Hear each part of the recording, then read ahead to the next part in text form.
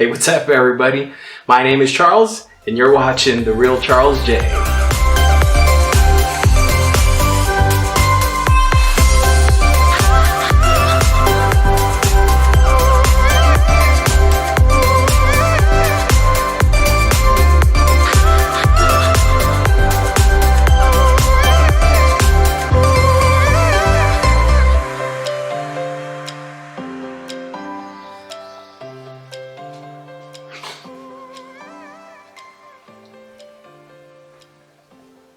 Oh, I'm recording. Hey, what's up, guys? Welcome to episode 2. 2?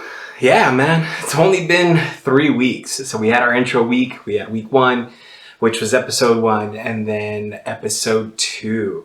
And so, I have to be honest, today I don't really have anything special. I know there was no big intro. There was nothing special about how I started this, but today I'm going to go on a rant, and as you might see by the title, it's going to be an interesting one. I know you're probably thinking like, what is he talking about? What does he mean?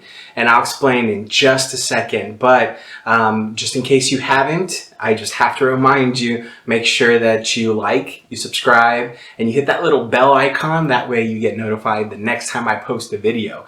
And so with that, the last thing I want to say is feel free to comment all you want. The more you comment, the better I get at this. And then the more I can talk about the stuff that you guys want to hear. And so without further ado, let's get into today's episode. So I really want to talk about my pride. Yeah, I know, right? Big topic. And one of those things where you're just like, how do you even talk about that? Where do you go from there? How does a person even admit that they have pride that they need to deal with? And so that's where I'm at today. Just to give you a little bit of backstory, I've always had a hard time with authority. I'm one of those people who are very independent. I don't need anyone to tell me anything, and I can pretty much figure it out on my own. That being said, it's hard for me to take direction. Not because I don't want to take correction, and not because I don't want to take direction and I don't want to be taught, but it's usually because I've either learned something else that contradicts that, or I just think I know better. And when I was younger, I definitely thought I knew better, which was kind of interesting. And so that leads us to today. In current day, I've been a part of a motorcycle club. And I know you're thinking like, what, a motorcycle club? That's probably why, you know, in the past episodes, you saw this big beard. I recently just kind of cut that down.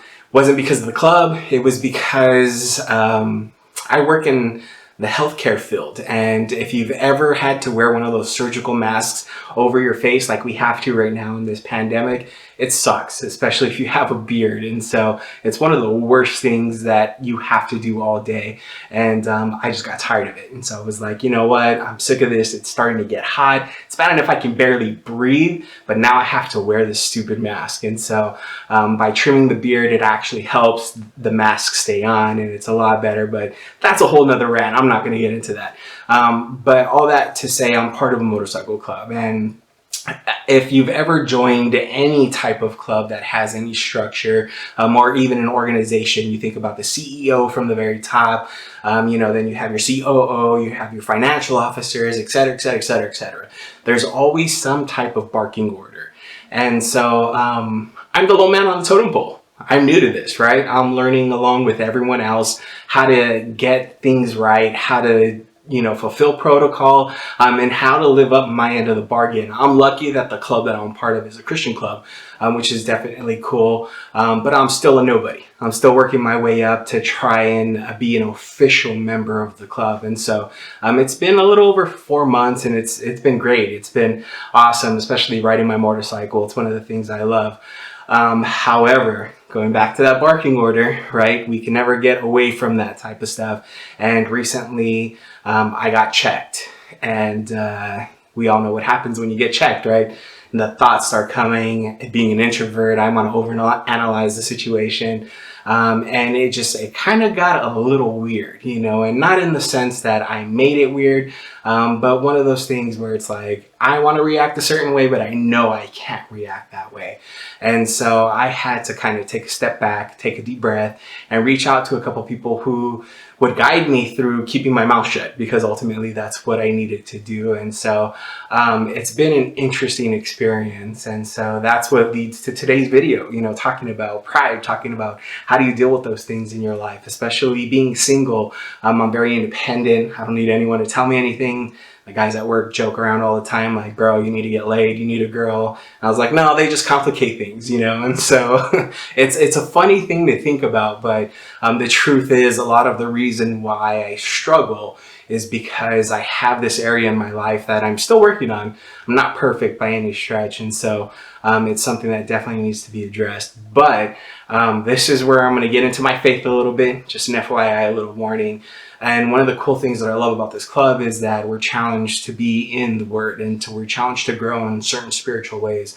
And so this week I was part of a challenge where the verse we had to read was, sorry, I'm reading my notes off my phone here. Hebrews 13, verse 7, and I'm going to put it on the screen as well. But I'm going to read this in the Amplified version, which kind of breaks it up just a little bit more and gets into the details, which is what I like. And so it says, remember your leaders, for it was they who brought you the word of God, and consider the result of their conduct, the outcome of their godly lives, and imitate their faith, their conviction that God exists and is the creator and ruler of all things, the provider of eternal salvation through Christ, and imitate their reliance on God with absolute trust and confidence in his power, wisdom, and goodness. And so we kind of had to talk about that and reflect about it, and really just, there were a few questions that go along with it. But one of the things that I took out from that is we need to imitate their faith. And it's kind of hard, because I'm so used to looking at what people do. We're all used to looking at that. We all want to see, oh no, he said this, he did it this way.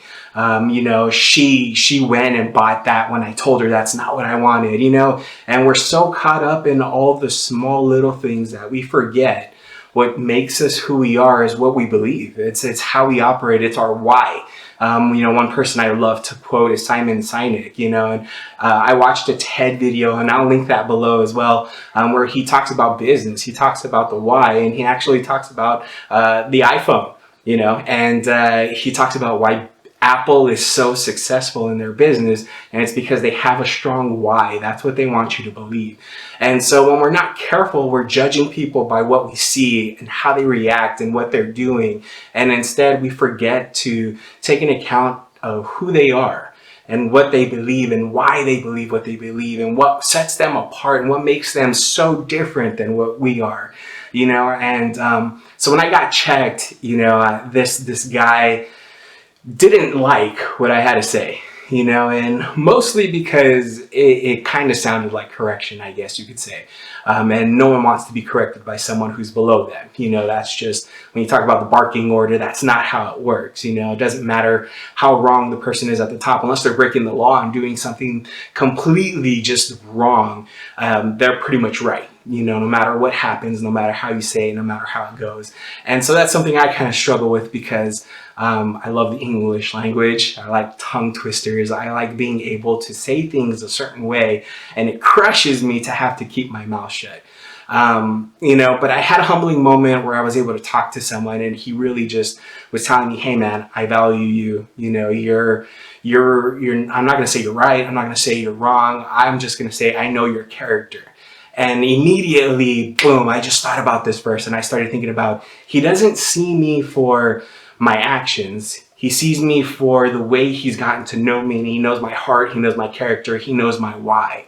And you know what? And it kind of made me stop, and it made me think, like, that pride that I'm carrying inside is mostly because I don't understand someone else's why. The reason why I stop and I fail to recognize who they are is because I don't understand them yet.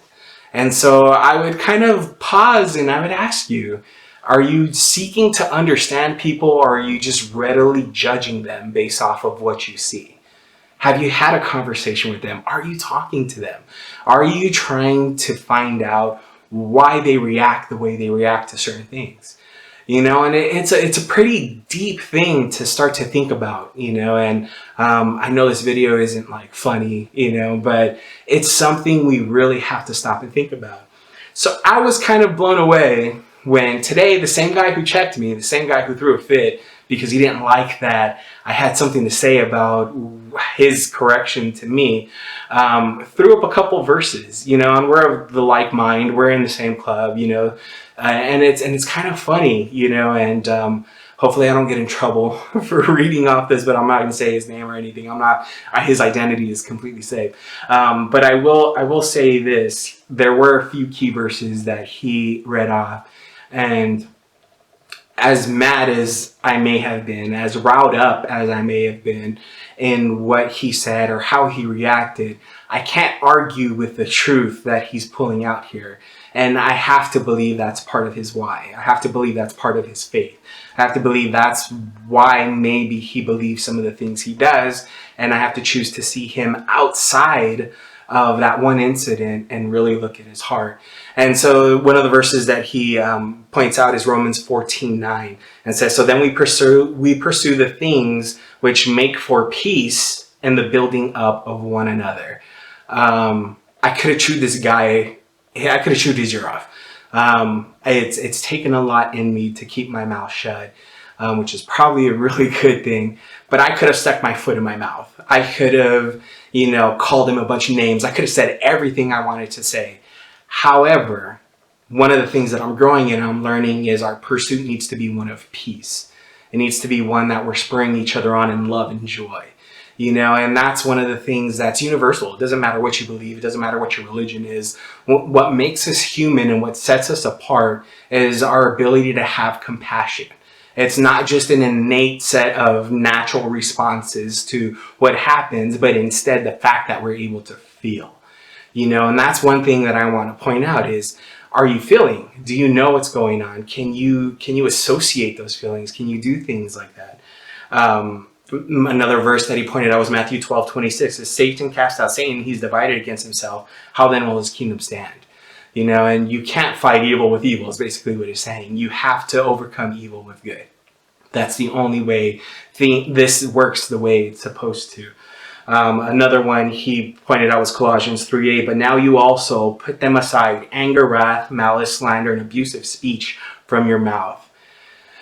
Dude, if that's not word enough about keeping your mouth shut, definitely. You have to stop talking. You have to stop spreading the bad news, the gossip, the fake news, and instead you really have to check yourself. And if you hold those beliefs, it's cool that you hold those beliefs. If you're frustrated with what's going on, it's cool that you're frustrated with what's going on. But if you choose to talk to someone about it, don't just spread your anger. Don't just spread your hate. Try to understand, what can we do to better the situation? How can we change things? How can I change the way I'm reacting to certain things? And then the last one was Ephesians 5:4. And I'm sorry if you guys aren't completely believers or you don't read your Bible. Yes, this is a religious post, I guess. I don't know. And there must be no filthiness, no silly talk, or coarse jesting, which are not fitting, but rather giving of thanks. And you know what? No matter how mad someone makes you, no matter what the outcome of is how you feel about something they did to you, all you can think about is, I'm glad I've had this interaction with you. Maybe you say that and it's just enough for you to be like, because now I know never to interact with you again, and that's a horrible thing to think. But sometimes it's true. Sometimes we need to stay away from people who are completely toxic from us. Maybe sometimes there are things that we need to find out that turn us away from the decisions that we want to make. And so these are just some things to think about when you're thinking about, how do I deal with people? What are my characteristics? How am I reacting? What am I doing to better the situation? Am I making it worse by just deciding to throw around my own opinion and just blab everything out? Or do I have a better why that's pushing me towards peace? Do I have a better why that's pushing me towards joy, towards love, to being thankful for everything that I have? In this time of this pandemic, we have to believe that there's a reason why we're being forced to talk to people in ways that we haven't talked to them anymore. without being able to see them and just being passersby and being able to smile? How do you show your smile when someone's not able to see it? What are the small things that you're doing to make them believe that you truly do care about them? And so in terms of our own pride, and mine very specifically, I have to learn to keep my mouth shut, but not for too long. And that's the caveat, is I can't stay silent about it. I have to remedy the situation. And I have to pursue one of these things that push towards peace, love, and joy. And so whether or not you believe in God the way I do, whether you call him Buddha, whether you call him Allah, whatever you want to do, I believe even in the universe, we have to right the wrongs. And that's up to us. Call it karma, call it the repercussions. If you love the Matrix like I do, it's causality. It's the cause and effect. And there's a very true thing about that. And if we just kill each other because, well, you killed my friend and so I'm going to kill you, and then because I killed you, your friend's going to kill me, what does that do? All it does is spread death. However, if something bad happens to us and we choose to spread love, we choose to spread joy, we choose to keep our mouth shut in those moments where we want to lash out and instead come back with peace in our hearts and in our mouths, what can we do to change this world? How can we make this world a better place? And so I'm just being transparent today. This is just a rant because I didn't have anything special planned, but I just wanted to share that with you guys because it was something that I was dealing with this week. And someone might need to hear that. Someone might need to hear, you know what, let me take this time to grow and change in how I'm reacting to certain things. And so with that, I just want to thank you guys for watching. Hopefully you didn't feel like it was too long. And comment and let me know how you like these new lights, right? It looks a little different. I kind of cut my hair and trimmed my beard a little bit, but in all seriousness, if this message resounds with you and this is something that you want to work towards, let me know. Let's keep each other accountable. Let's make sure we're spreading love in the world and not hate, not wrath, not anger, but instead working to make this world a better place. And so with that, like, subscribe, comment. Don't forget to hit that bell notification for the next video. And my name's Charles. You've been watching The Real Charles J. Until next time, see ya!